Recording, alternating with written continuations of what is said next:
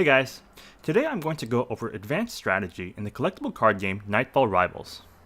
I'm a veteran player of this game and I've had a lot of success with the strategy I've been using. I've refined this strategy over the course of almost a year's worth of play, and it's actually pushed my current win rate to 98% over 5,000 plus games. One of the main keys to my strategy is the deck I've built.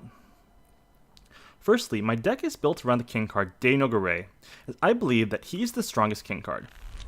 My deck is built with late game card advantage as its key strategy. Its goal is usually to outlast the opponent until they have no cards left. To accomplish this, my deck contains 7 weapon cards.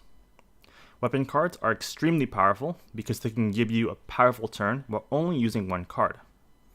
Poison cards, on the other hand, require you to use 2 cards in 1 turn. As such, my deck only includes 1 poison card, 2 when you include Knightfall's Assassinate card. My deck does not include any armor cards, as they are terrible if your strategy is late game card advantage. My deck does include a lot of units with a transform ability, as I believe this ability is very powerful. I do realize that my cards are very well upgraded, but I honestly believe that this strategy will work well regardless of what level your cards are at. Now let me show you how my strategy works in some actual games.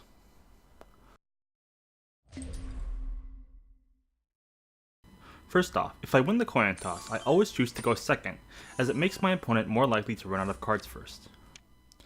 During my mulligan, I mulligan away all my weapon cards, as I have a ton in my deck, and weapon cards are usually at their best later in the game. Given that I only have 2 poison cards in my deck, I also try to keep whatever poisons I get as well. So I'm going to use my weakest unit first, which would be Pierre. Early game board position is actually not very important. So much so that I'm willing to forego capturing my opponent's unit to keep my more powerful cards in hand. I usually like saving my more powerful cards for later in the game when you can better use their power. This is an easy sparring instructor. Here you can see my decision to play my weakest card first paid off. This is a very good board state for me.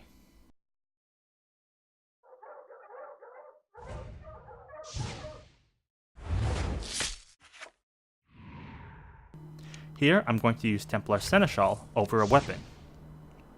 I always try to get 5 of my 7 units out onto the board without using any poison cards.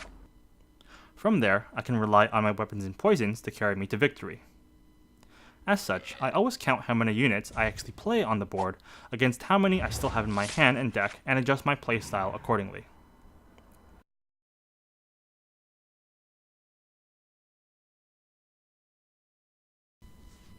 So here, I want to try to use one of my unit cards, as I have 4 remaining in my hand and deck, yet there is only 1 space left on the board. So while it isn't the strongest play, I'm going to use Reynard to capture his Drunken Friar.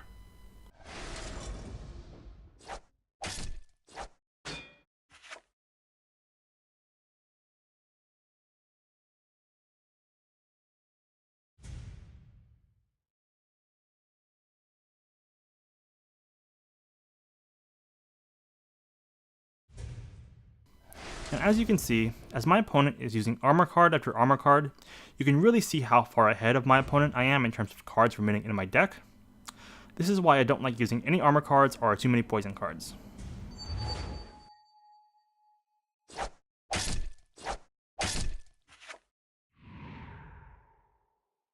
And here's where I'm going to start using my very long stream of weapons. I always like to start with my weakest weapons first, assuming they allow me to capture the same number of units as a stronger one would. I like to save my more powerful weapons for situations where you will actually need to use their power.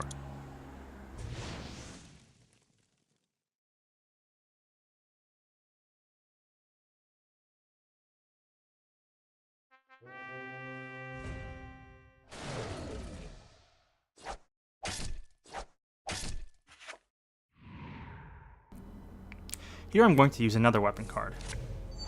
Using a poison card plus a unit generally has more flexibility in capturing enemy units, so I like to save those moves for the end of the game or when you have no other choice. You can really see how quickly my opponent is running out of cards. Eventually, I'm simply going to burn my opponent out of cards.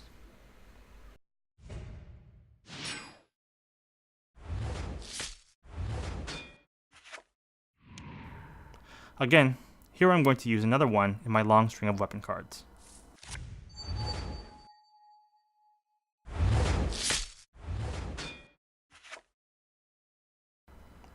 I'm in a pretty good position here. My opponent can capture no more than 2 of my units with any given single card.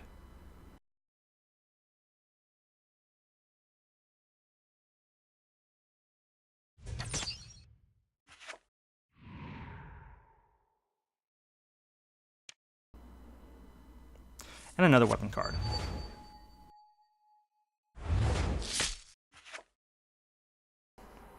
My opponent is now down to his last card. And now I have completely exhausted my opponent of cards, while I still have 8 remaining. I win 5-3. Because of the nature of this deck, I often win with the opponent completely exhausted of cards and the board not being fully full. Victory! It's always exciting getting your prize.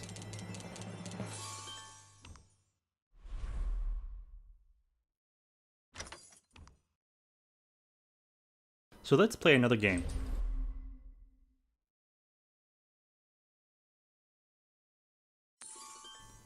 Against King Philip, the strategy is a bit different because of his special ability to block my first poison card. Again, I mulligan away all of my weapon cards. It's very good that I got both of my poison cards in my opening hand against King Philip. I'm going to go first this time. Again, I will lead with my weakest unit card, Pierre. Against King Philip, I have to aggressively fight for board dominance, as having one less poison makes it harder to recover from a poor board state.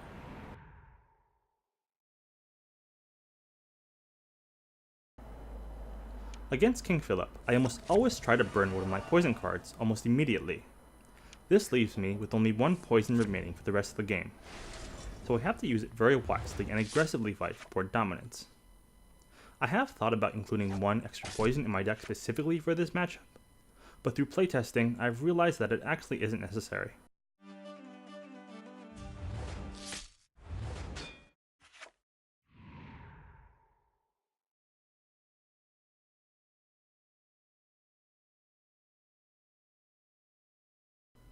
Not the best play, but I'm going to use my Templar Abandonment here to get more units onto the board.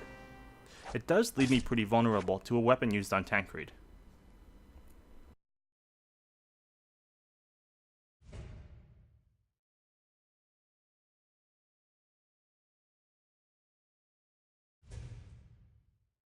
Here my opponent is again using armor card after armor card, guaranteeing that I will have card advantage later on. With so many transform cards in my deck and Reynard, I can negate a heavily buffed up unit pretty easily.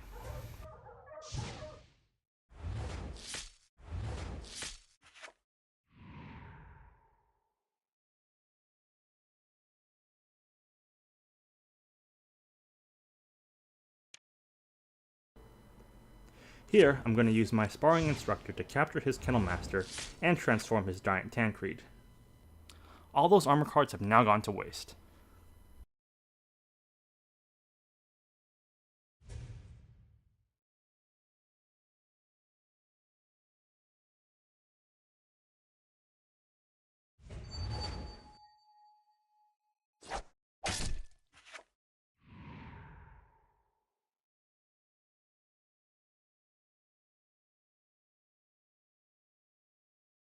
Here I'm going to use Templar Seneschal to get another unit onto the board. This is very crucial as I only have 1 poison card to use this game. I now have 2 units left in my deck with only 1 poison to use between the 2, so I have to use it wisely.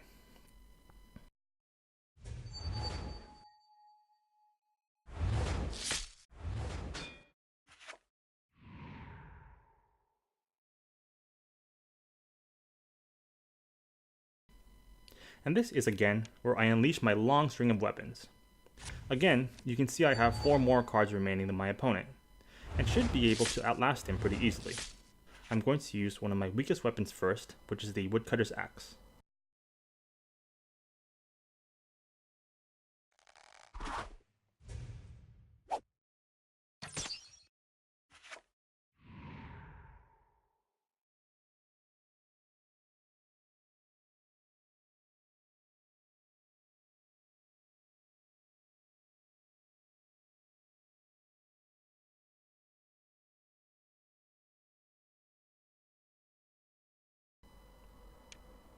I'm going to use another one of my weakest weapons here, the Sickle.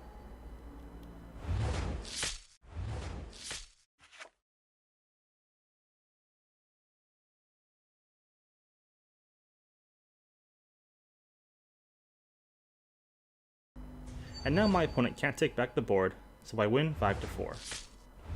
I was able to win this game through sheer power instead of card advantage.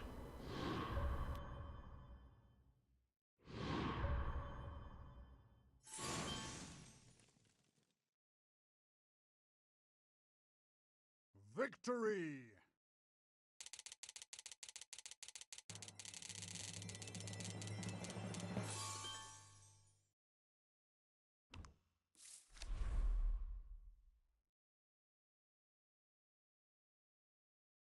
Let's play one last game.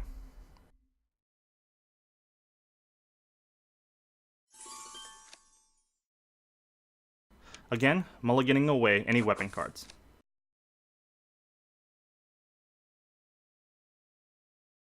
As always, I'll lead with my weakest unit first, which in this case is Nicholas. My opponent wastes a poison card, as it makes little to no sense to play a poison card that early. I like saving my poison cards for later in the game, when you can get more value out of them. I always try to use my poison cards to free up spaces on a full board, rather than try to weaken, but not kill, enemy units. All three of the units I have in hand are very powerful. I'll use the weakest one first, Kennelmaster. It's the weakest transform card I have in my deck, as it is the only transform card in my deck which doesn't have a guaranteed capture on every side.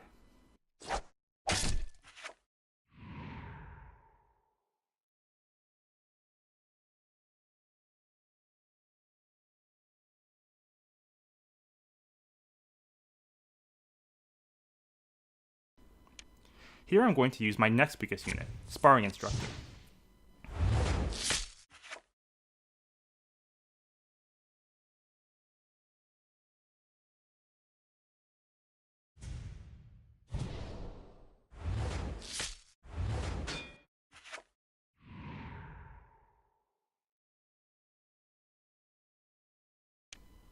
Again here, I'll play Templar Seneschal simply because I want to get my units onto the board.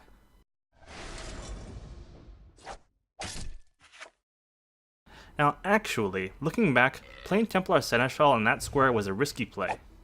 If the transform unit turned into a Templar Swordsman, it would have been killed and left all of my units vulnerable. I got lucky since the transformed unit became a Templar Squire, which was not killed and remained in the space. I actually should have weaponed there instead.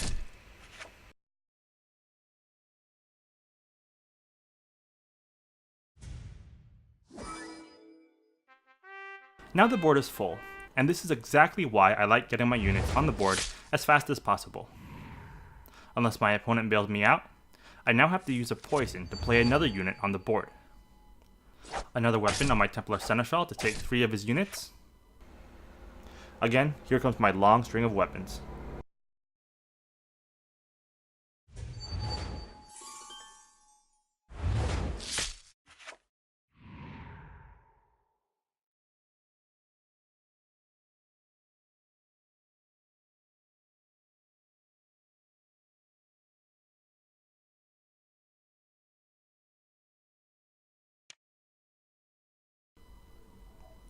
And another weapon on my Templar Seneschal to take 2 of his units.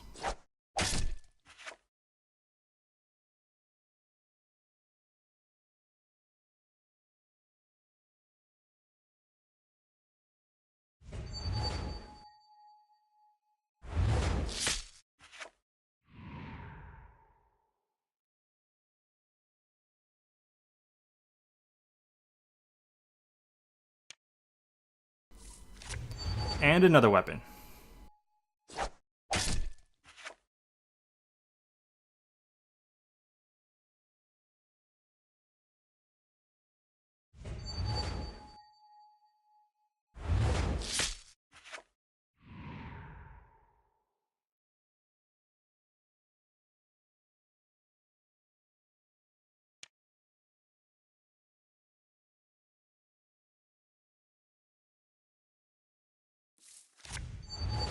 And yet another weapon.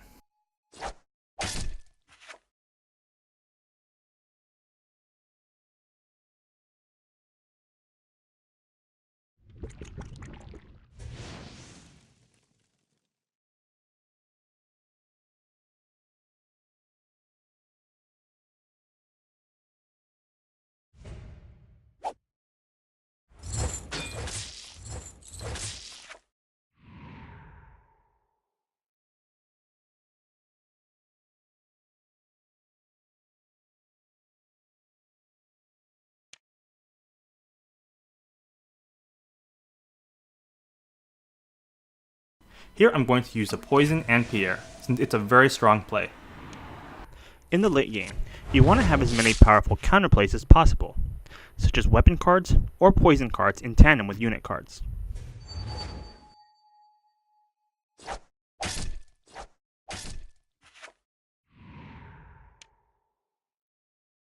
Pretty easy weapon here.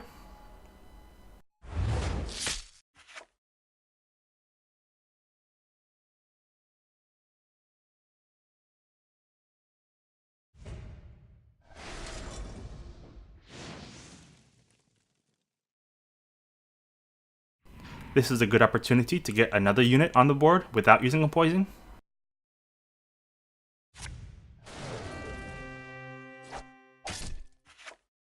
Now I'm pretty well set up over these last few cards. I have two powerful plays in hand that can be used to answer whatever two threats my opponent may have with the last two cards. My opponent uses Nicolitz, which can be a very powerful swing card.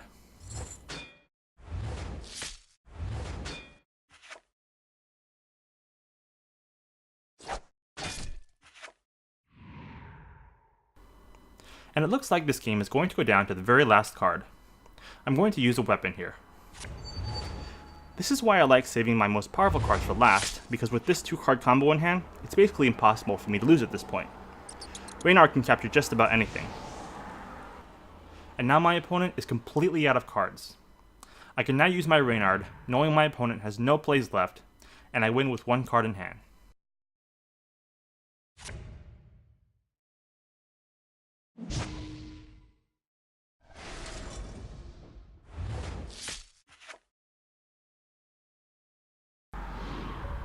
And I defeat my opponent having only 1 card in hand.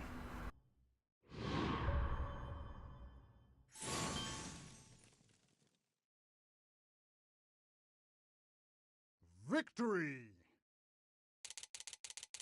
Again, always nice to grab my reward. So, that concludes my video. Hope you guys learned something, and thanks for watching.